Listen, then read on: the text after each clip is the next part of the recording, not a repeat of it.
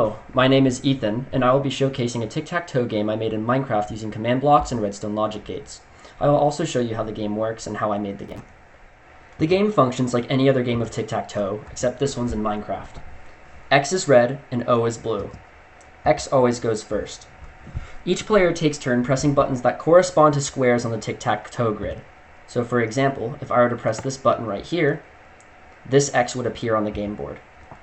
For reference, the horizontal axis is labeled A, B, and C, while the vertical axis is labeled 1, 2, and 3. So the X that's played on the board would be placed in A1. As the players play the game and press the buttons disappear on the board to prevent from a player going in a spot that's already played. If a player tries to go twice in a row, the game will prompt the player that it's not their turn. If a player gets 3 letters in a row, they win the game. A firework will show off in the color of the person who won the game.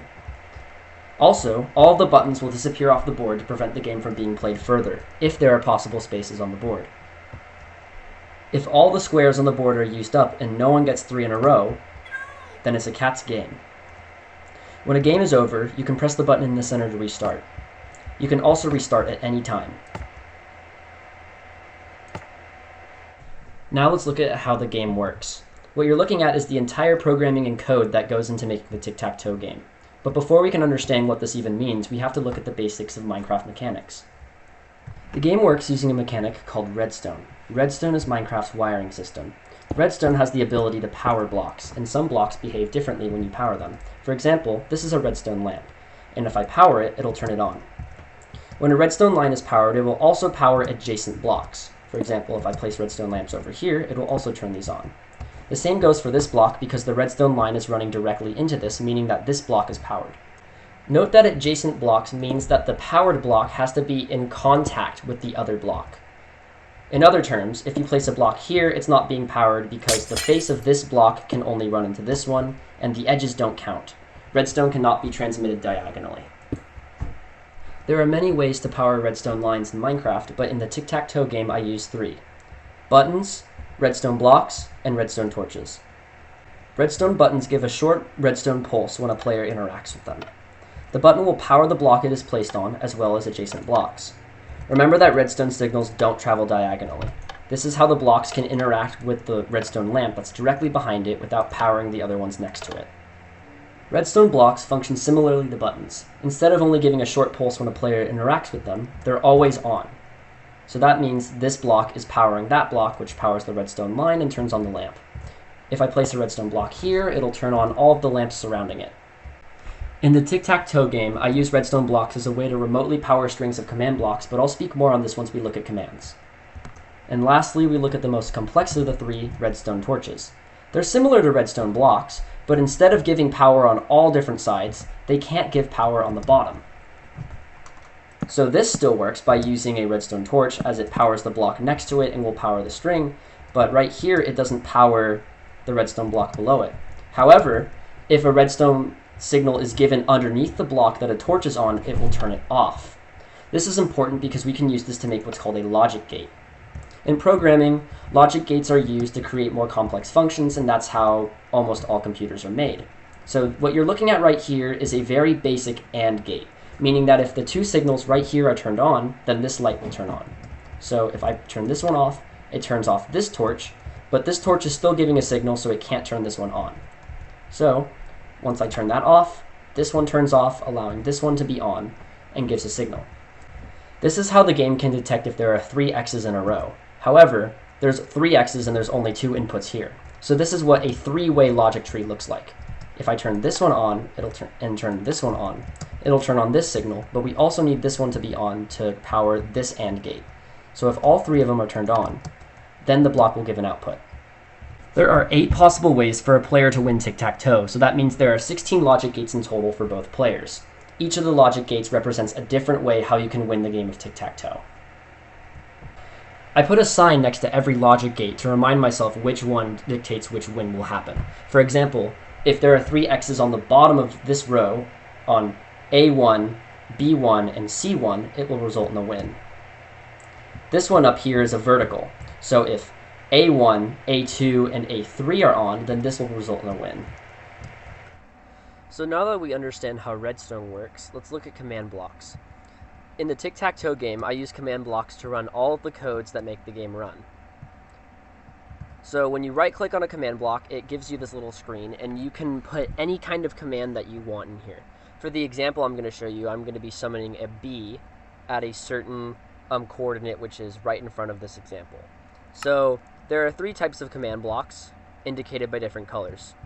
So there's an impulse, there's a chain, and a repeat. So the impulse ones are the orange ones, and they run once every time the block is powered. So this will summon a bee right here. And so every time I press this button, you'll see that there will be another bee that will spawn.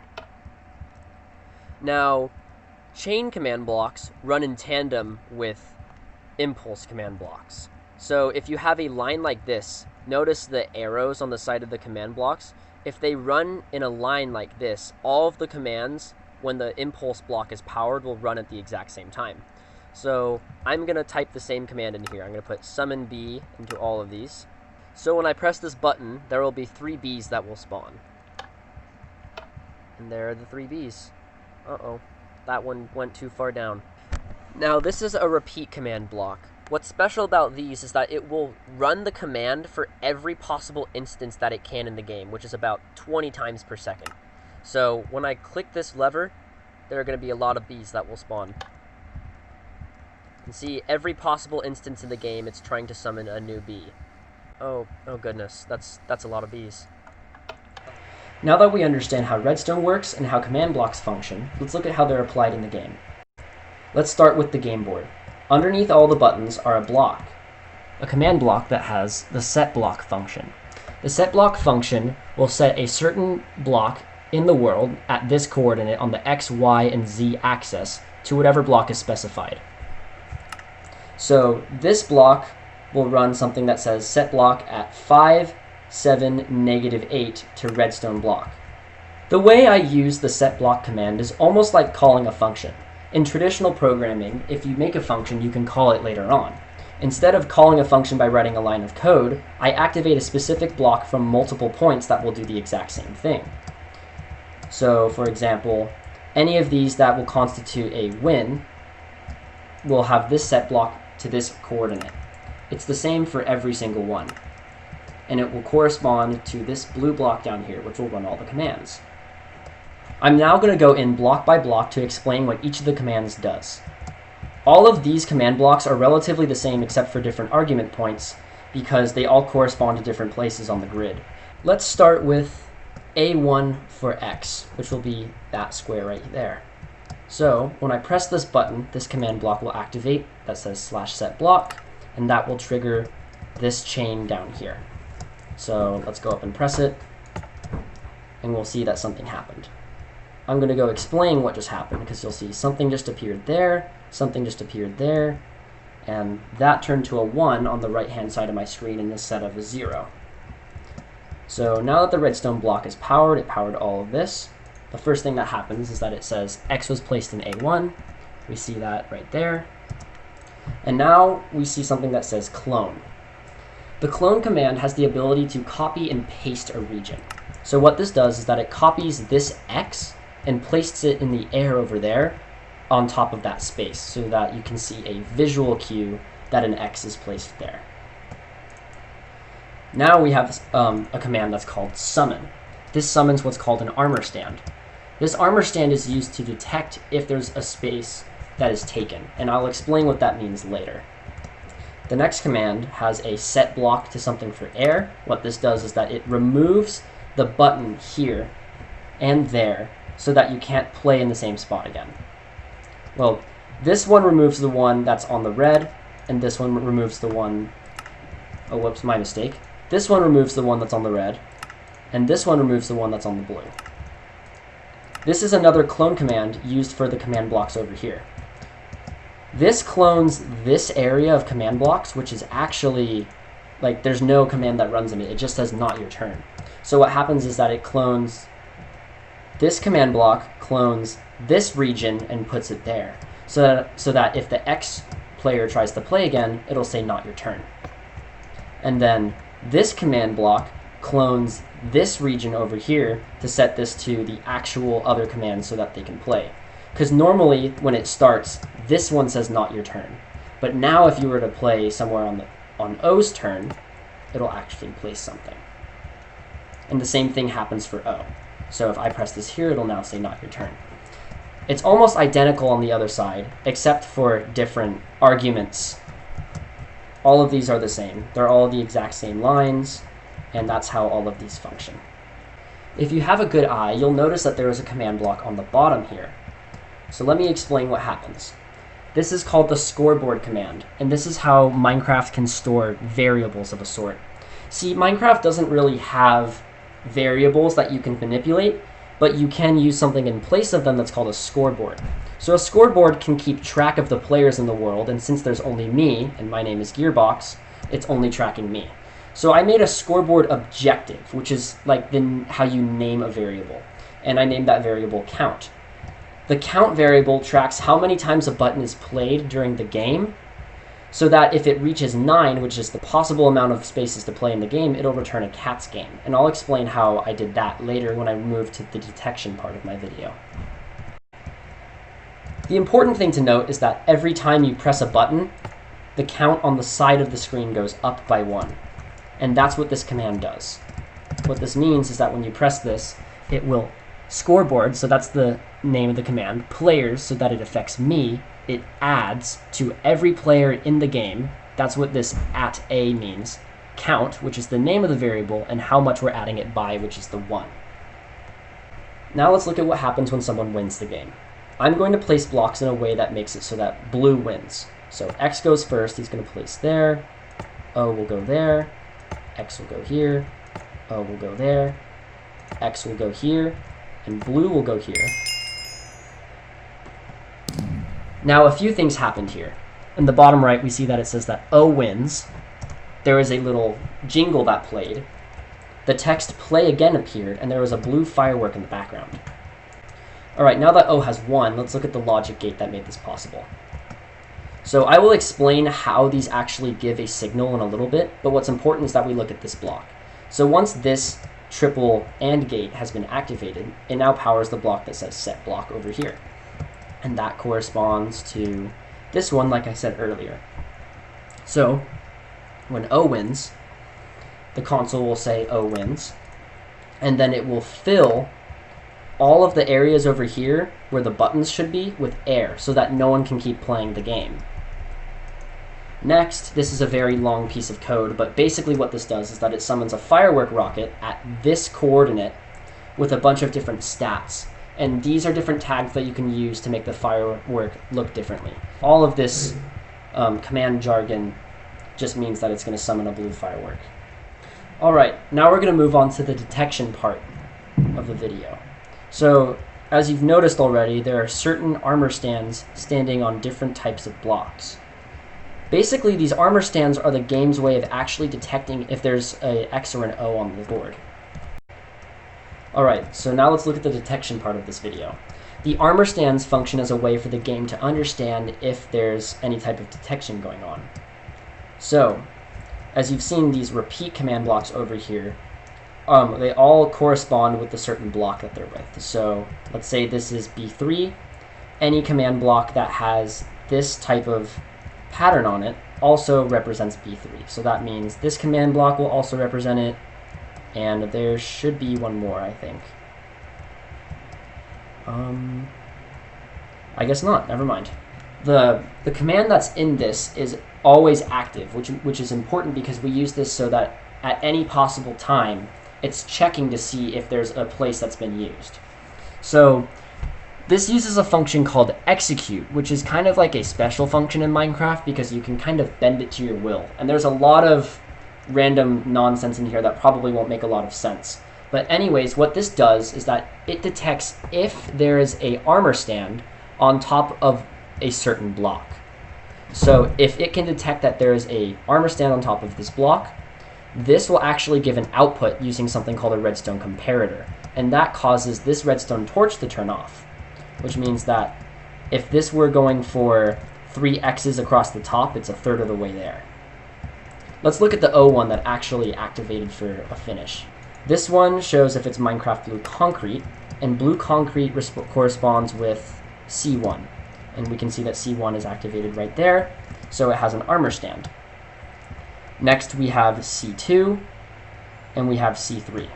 So C1, C2, and C3 is over here. And since they all have armor stands that are standing on top of their representative block, that means that this logic tree is complete and that it will send a signal to the win function to tell the game that it has won.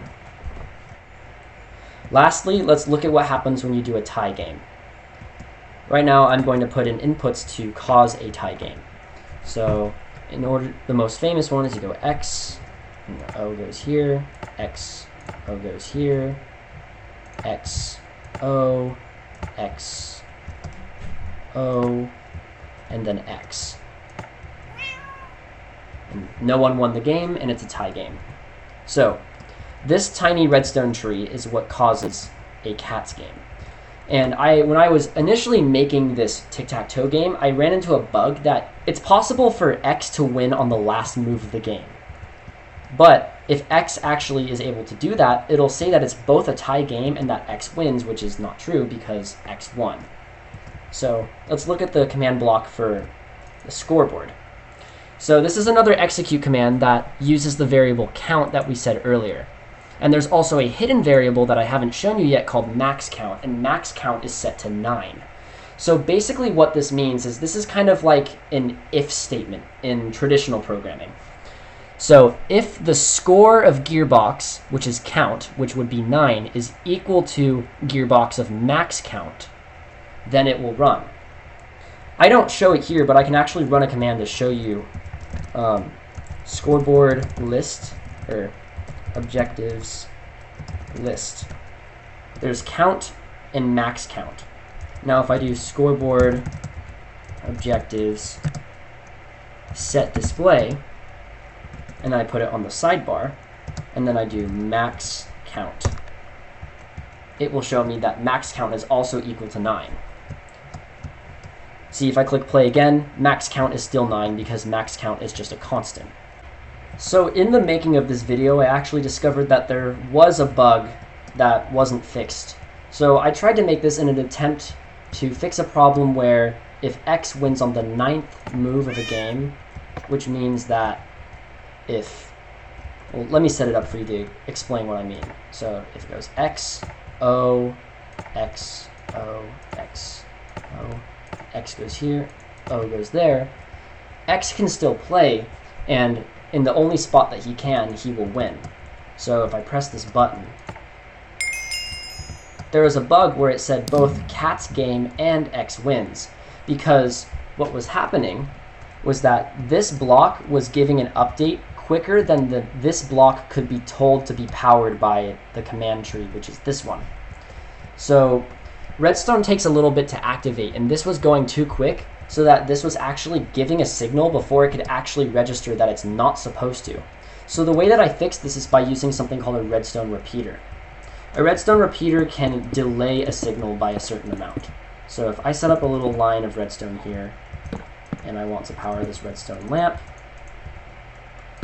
you'll see that there's a little bit of delay, and that they light up. They can also be changed to give more delay. So the further away the redstone torches are, the more delay there is. So you'll see that that took a while to turn off. And so what I used is one redstone repeater set to 4 ticks. So this is 1 tick, it's 2, 3, and 4 ticks. And so now that when this occurs, when someone wins on the 9th move, it will actually show that X wins instead of showing a cat's game. And finally, let's look at the code that happens when you click the reset button.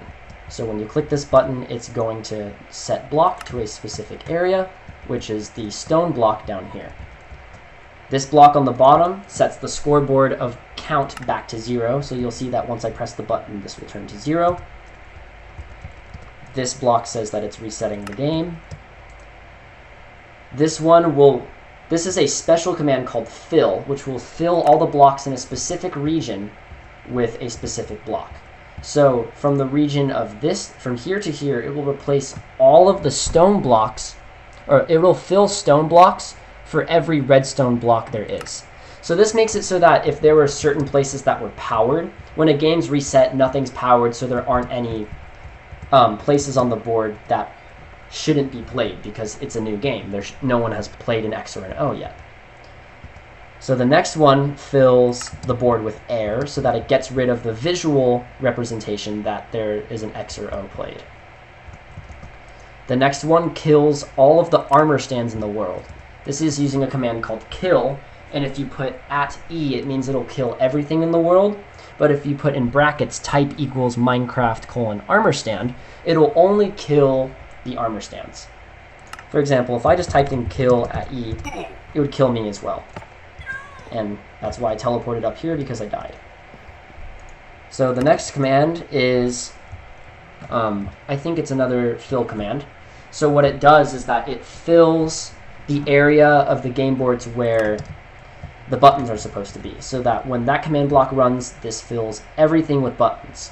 The only problem with is that since you're filling a region, it will also fill these with buttons, which is the importance of the next command block, which fills the middle section with air, because there aren't any buttons there. There's no point to have them.